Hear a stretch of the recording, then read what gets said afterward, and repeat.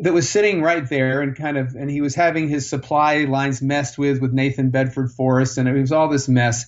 He just said, I don't care about them, Sherman said. I don't care about Hood's army. I really don't care about Nathan Bedford Forrest. I don't even care about the rail line from Chattanooga down to Atlanta. They just don't care about it. So he destroyed his rail line. He turned his back on all this.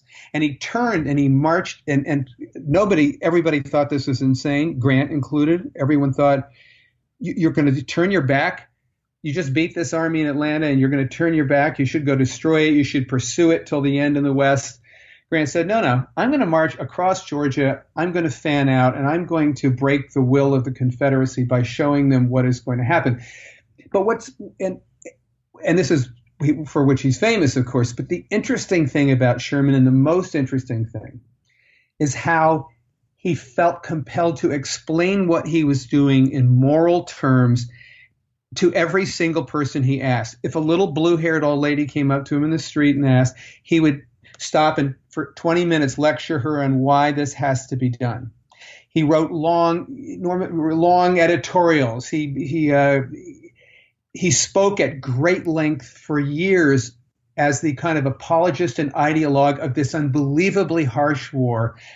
It was an anti-civilian war. It wasn't like what we did in World War II, which is to kill civilians. There were some civilian deaths. He wasn't killing civilians, but he was burning everything. He was destroying everything so they would starve to death, which is pretty close to it.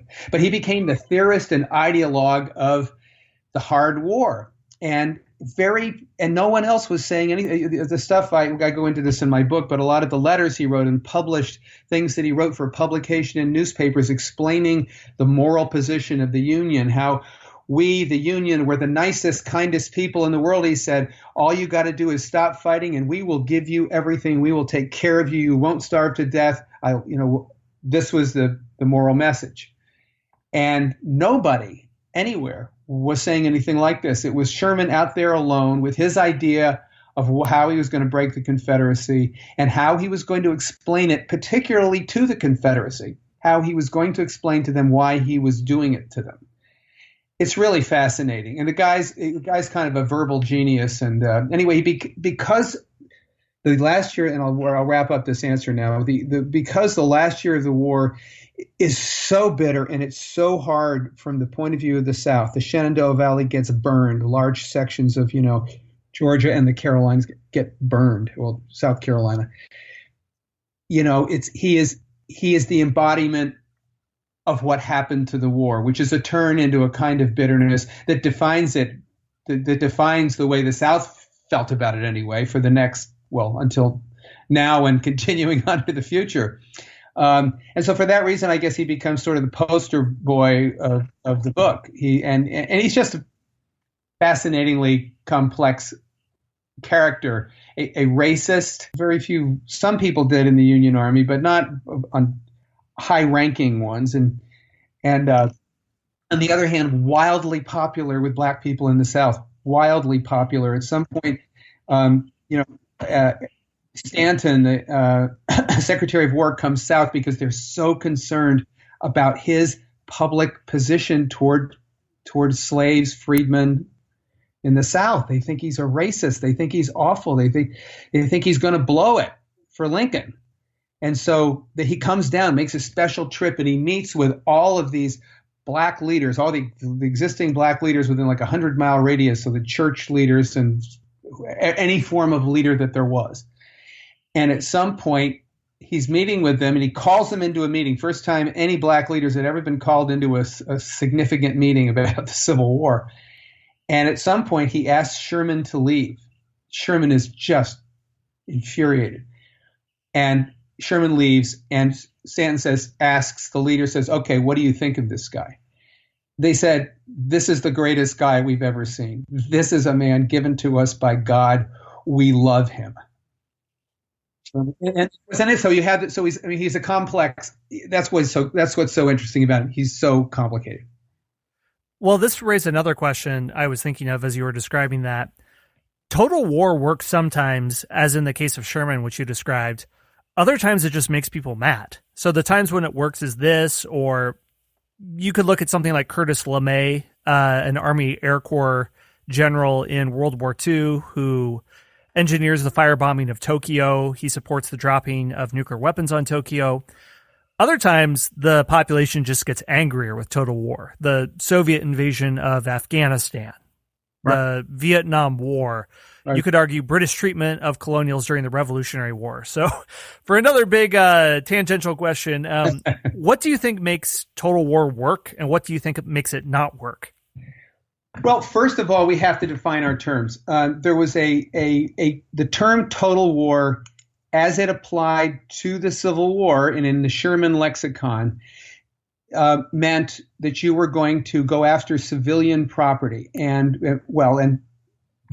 just property in general. You were going to destroy all the cotton gins and factories, and then you were going to destroy, as Phil Sheridan did, every single, by the time Sheridan got through with the Shenandoah Valley, there wasn't a chicken, an egg, a fence rail, a grain of wheat, a sheaf of wheat. There was nothing. He destroyed it. He didn't kill anybody, though.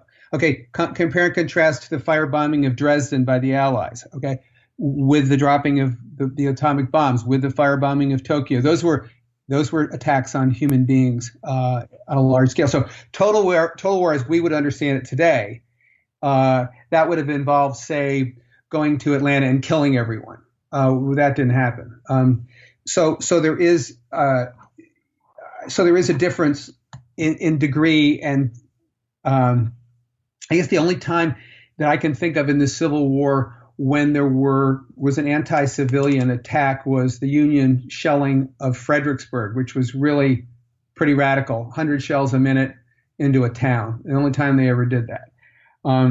But anyway, to get back to your point, it's a really good point, though, that when you take war to an extreme that it hadn't ever been taken to before, which is exactly what happened with Sherman in Mississippi and then Sheridan and Sherman again.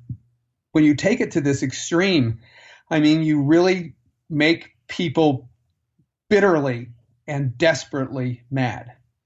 And so fast forward, we come to a very interesting, and then you see in the last year of the war, you see all kinds of pretty desperate, crazy guerrilla warfare going on all over the South, particularly in the border states. I mean, completely irregular warfare, just killing and just bitterness and killing by people who were infuriated. And then you have this really interesting moment. I think it's Robert E. Lee's greatest moment, personally. The war is ending. The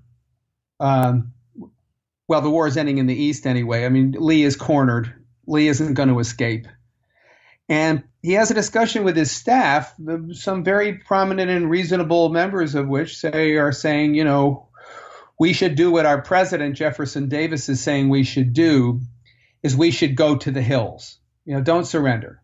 We go to the hills. We fight on. He said, it'll be like trying to flush a covey of quail. They'll never catch us.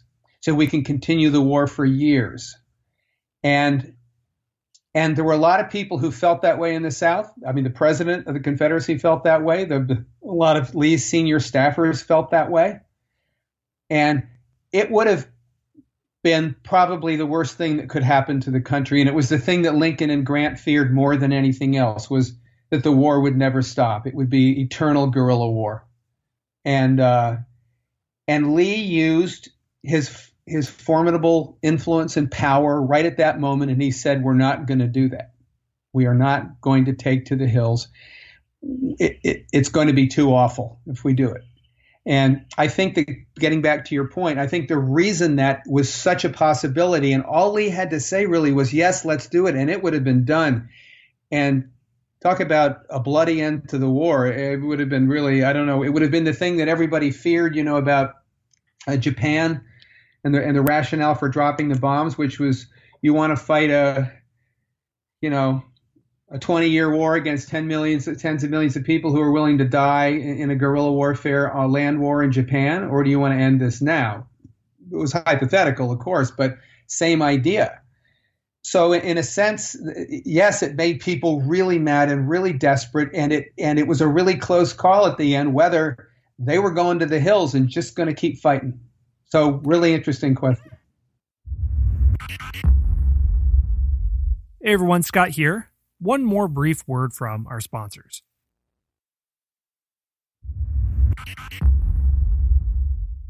Right. I mean, and it's very hard to answer because it's not just what Sherman was cooking up, but do you have somebody like Lee who will be magnanimous in defeat and call people to lay down arms and to rebuild? If you don't, then that makes things a lot harder.